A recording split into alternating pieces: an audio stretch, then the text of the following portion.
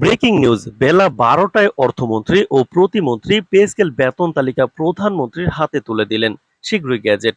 তো দর্শক, নবম পে স্কেলের আজকের মহা গুরুত্বপূর্ণ নিউজটি শেষ পর্যন্ত দেখুন এবং শুরুতেই চ্যানেলটি সাবস্ক্রাইব করে রাখুন নবম পে স্কেলের সকল নিউজ সবার আগে পেতে। তো দর্শক, দেশের সরকারি চাকরিজীবী ও পেনশনারদের দীর্ঘদিনের প্রতীক্ষার অবসান ঘটিয়ে চূড়ান্ত অনুমোদনের ধাপে পৌঁছালো নতুন পে স্কেল ও বেতন কাঠামো। আজ দুপুর ঠিক ১২টায় পে স্কেল সংক্রান্ত সচিব কমিটির সর্বশেষ চূড়ান্ত বেতন তালিকা প্রধানমন্ত্রীর কার্যালয়ে এক উচ্চ পর্যায়ের বৈঠকে আনুষ্ঠানিকভাবে হস্তান্তর করা হয়েছে।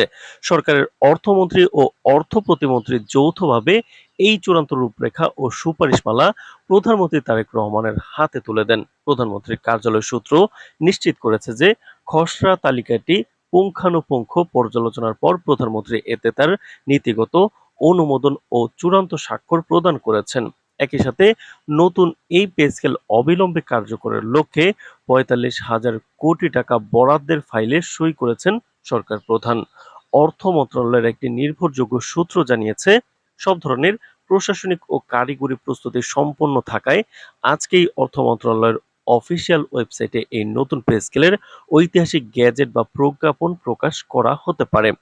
এবারের নতুন পে স্কেল বাস্তবায়নে সরকার আর্থিক দিক থেকে ব্যাপক প্রস্তুতি গ্রহণ করেছে, যা দেশের ইতিহাসে অন্যতম বড় একটি পদক্ষেপ।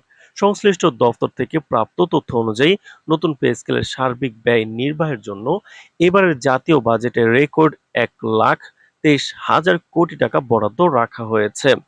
এই বিপুল অঙ্কের বাজেট বরাদ্দের কারণে কর্মচারীদের বেতন কাঠামোতে এক অভূতপূর্ণ পরিবর্তন আসতে যাচ্ছে।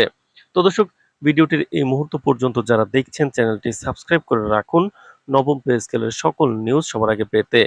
এবারের বেতন তালিকায় সবচেয়ে বড় চমক ও সুখবর রয়েছে নিম্ন ও মধ্যম গ্রেডের কর্মচারীদের জন্য। প্রাপ্ত খসড়া অনুযায়ী বেতন বৈষম্য দূরীকরণ এবং জীবনযাত্রার ব্যয় সামঞ্জস্যপূর্ণ করার লক্ষ্যে ১ থেকে ১০ নম্বর গ্রেডের কর্মকর্তাদের ক্ষেত্রে ৪০% বেতন বৃদ্ধি করা হয়েছে। অন্যদিকে মাঠ পর্যায়ে কর্মরত ও নিম্ন আয়ের কর্মচারীদের মুখে বড় হাসি ফুটিয়ে ১১ থেকে ২০ নম্বর গ্রেডের কর্মচারীদের ক্ষেত্রে রেকর্ড ১৪৫% বেতন বৃদ্ধির চূড়ান্ত সিদ্ধান্ত নেওয়া হয়েছে, যা সরকারি চাকরিতে বড় ধরনের সামাজিক ও অর্থনৈতিক নিরাপত্তা নিশ্চিত করবে।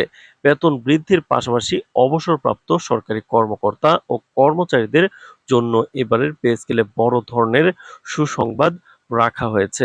এবারে কিন্তু সরকারের পক্ষ থেকে জানানো হয়েছে, দেশের অর্থনীতি ও প্রশাসনে অতীতের অবদান রাখা প্রবীণ পেনশনারদের কিন্তু কল্যাণের কথা বিবেচনা করে এবার পেনশনারদের পে স্কেল বা পেনশনের পরিমাণ কিন্তু সরাসরি ৮০% বৃদ্ধি করা হয়েছে। এর ফলে লাখ লাখ অবসরপ্রাপ্ত পরিবার সরকারি সরাসরি উপকৃত বা উপকৃত হবেন।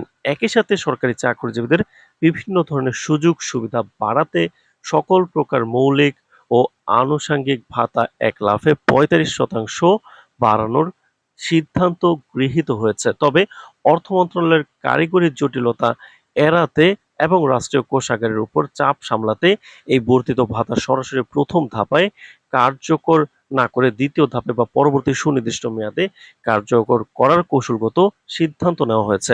এদিকে ১১ থেকে ২০ নম্বর গ্রেডের সাধারণ কর্মচারীদের মনে দীর্ঘদিনের একটি আশঙ্কা ও বিভ্রান্তি তৈরি হয়েছিল যে নতুন পে স্কেল এলে তাদের বর্তমানে চলমান বিশেষ সুবিধাগুলো বাতিল হয়ে যেতে পারে। তবে আজ প্রধানমন্ত্রীর কার্যালয় ও অর্থ মন্ত্রণালয়ের উচ্চ পর্যায়ের সূত্র কর্মচারীদের সেই জল্পনা কল্পনার অবসান ঘটিয়ে সুখবর সুনিশ্চিত করেছে।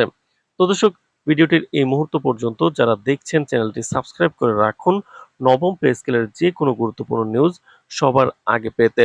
তো দর্শক, সরকারের সিদ্ধান্ত অনুযায়ী ১১ থেকে ২০ নম্বর গ্রেডের কর্মচারীরা বর্তমান যে ১০ থেকে ১৫% হারে বিশেষ সুবিধা বা ইনক্রিমেন্টাল বেনিফিট ভোগ করছেন, তা কোনো অবস্থাতেই আর বাতিল করা হবে না। নতুন স্কেল কার্যকর হওয়ার পরও এই বিশেষ সুবিধাটি পূর্বের নিয়মেই বহাল থাকবে।